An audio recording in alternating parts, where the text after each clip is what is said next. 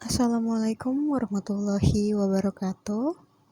Halo semuanya, perkenalkan nama saya Mauriela Duyanti Nurkhalifah dengan NPM 202343500265 dari program studi Teknik Informatika Fakultas Teknik dan Ilmu Komputer Universitas Indraprasta PGRI. Pada kesempatan kali ini, saya akan mempresentasikan hasil proyek akhir data mining yang berjudul klasifikasi rentang harga ponsel pada perusahaan rintisan menggunakan metode K-nearest neighbor dan Gaussian knife bias.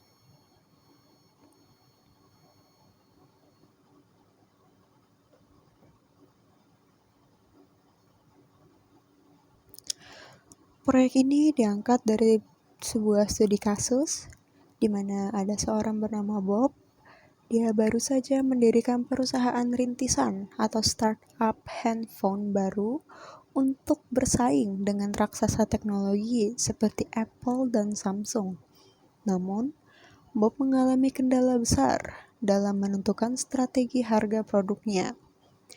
Di pasar yang sangat kompetitif ini, harga tidak boleh ditentukan hanya berdasarkan asumsi subjektif. Jika terlalu mahal, produk tidak akan laku. Dan jika terlalu murah, perusahaan akan rugi. Untuk mengatasi masalah Bob, saya akan menerapkan teknik data mining dengan menganalisis spesifikasi teknis dari data historis penjualan ponsel di pasar. Fokus utama proyek ini bukan memprediksi harga nominal secara pasti, melainkan mengklasifikasikan ponsel ke dalam 4 rentang harga, yaitu murah, sedang, mahal, dan sangat mahal.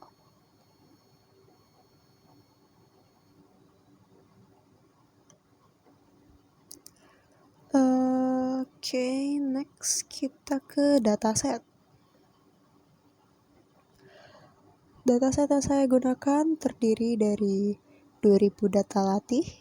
Terdapat 20 fitur spesifikasi perangkat keras ponsel yang digunakan sebagai input, seperti kapasitas baterai, di battery power, fitur Bluetooth, kecepatan prosesor, memori internal, kapasitas RAM, dan megabytes, hingga fitur pendukung seperti dual SIM, 4G, resolusi layar, dan Wi-Fi.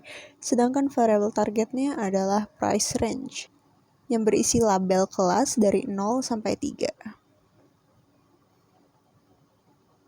Sebelum dimasukkan ke dalam model, dilakukan tahap pre-processing terlebih dahulu. Pertama, saya memastikan tidak ada nilai kosong atau missing values, atau bisa juga data duplikat. Kedua, dataset dibagi menjadi 80% untuk data training dan 20% untuk data testing. Langkah paling krusial di sini adalah feature scaling menggunakan standar scaler. Karena rentang nilai antar fitur sangat jauh berbeda. Contohnya RAM bernilai ribuan, sedangkan ketebalan handphone bernilai desimal di bawah 1. Maka standarisasi wajib dilakukan agar algoritma berbasis jarak seperti KNN tidak bias saat menghitung jarak antar data. Sekarang kita beralih ke lingkungan Jupyter Notebook.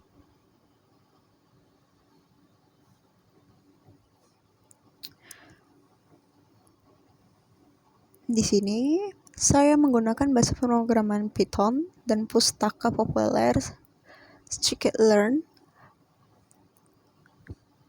Kita buat dulu di file new notebook.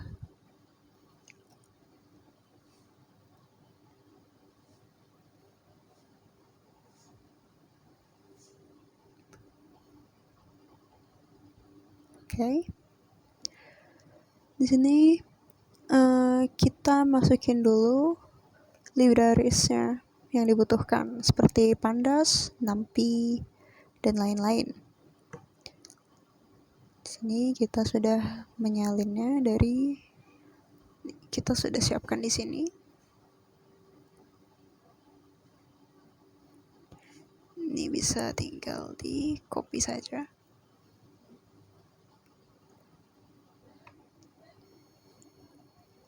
Seperti ini.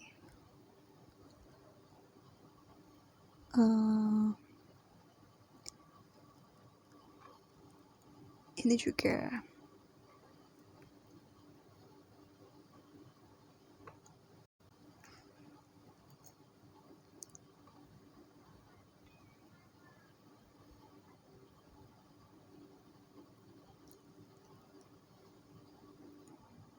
Oke, dataset train.csv berhasil dimuat. Lalu selanjutnya, saya akan memisahkan fitur independen ke dalam variabel X dan target price range ke dalam variabel Y. Kemudian data di-split menggunakan train test split. Di sini kita sudah menyiapkan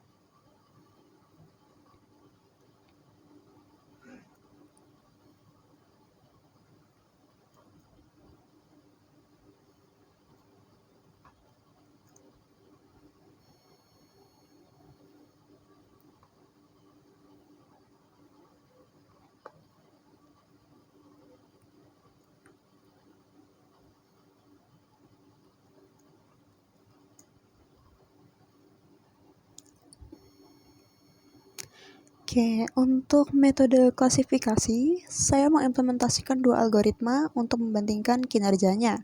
Yang pertama adalah k-nearest neighbors, dan dengan nilai K sama dengan 5, di mana kelas data ditentukan berdasarkan mayoritas tetangga terdekatnya.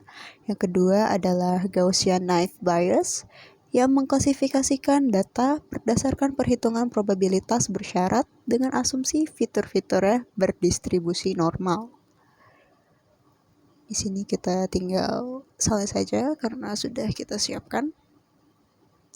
Nah, karena KNN ini sangat sensitif terhadap perbedaan skala angka, kita harus masukkan ini dulu nih.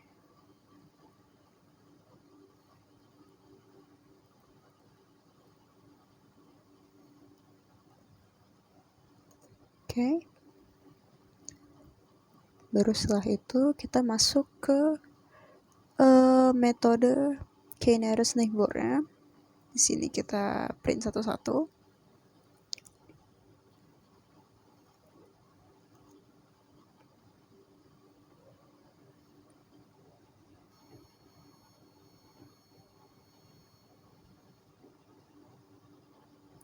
Oke, di sini ada hasilnya seperti ini.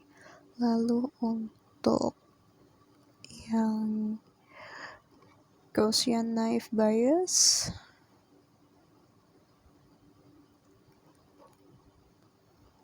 dia hasilnya seperti ini.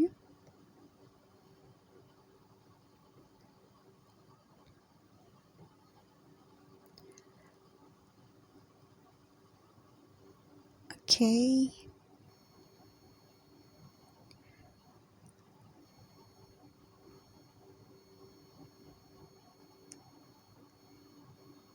Mari kita lihat hasil evaluasi model yang didapatkan berdasarkan classification report dan visualisasi grafik perbandingan akurasi. Diperoleh hasil sebagai berikut.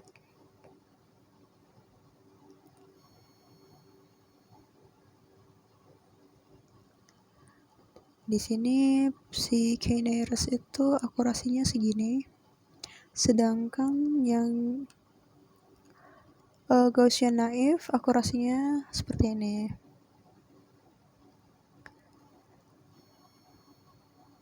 Dimana biasanya KNN itu bekerja sangat konsisten di setiap kelas rentang harga. Sementara di sini kebetulan untuk Gaussian naive Bayes-nya dia akurasinya lebih besar ya.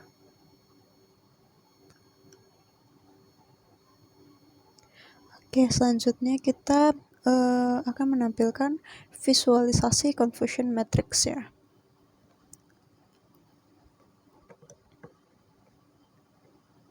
Di sini kita langsung menampilkan dua untuk confusion matrix KNN dan confusion matrix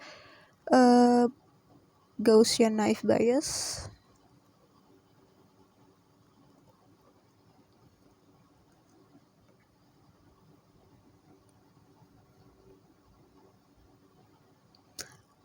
Begini codingnya. Ini yang bagian ini untuk confusion matrix yang KNN, yang ini untuk matrix naive Bayes.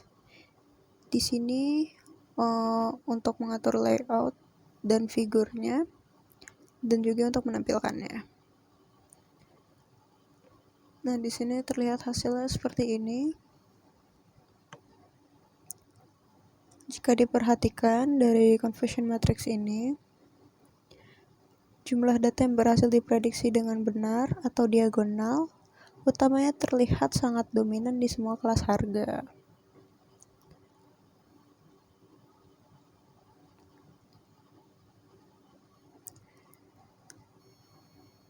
Padahal di dunia nyata, spesifikasi HP seperti resolusi lebar layar dan tinggi layar pasti memiliki korelasi yang erat, sehingga performa naive Bayes sedikit tereduksi.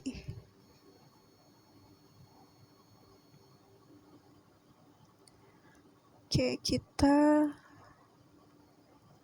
buat sedikit menampilkan grafik perbandingan akurasi dari kedua model ini.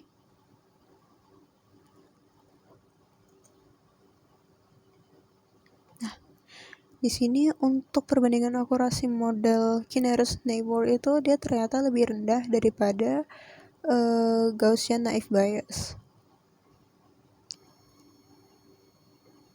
Jadi metode klasifikasi terbukti efektif untuk mengestimasi tentang rentang harga ponsel berdasarkan komponen perangkat kerasnya. Lalu model terbaik yang direkomendasikan untuk digunakan oleh Bob adalah Gaussian naive Bayes karena di sini perbandingan akurasinya lebih tinggi.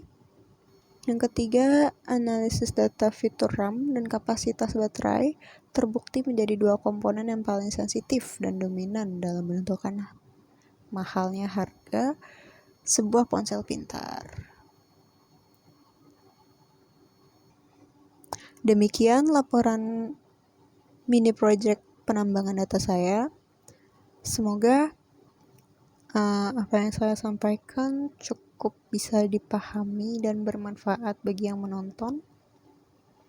Mohon maaf atas segala kekurangannya dalam penyampaian. Terima kasih banyak atas perhatiannya. Wassalamualaikum warahmatullahi wabarakatuh.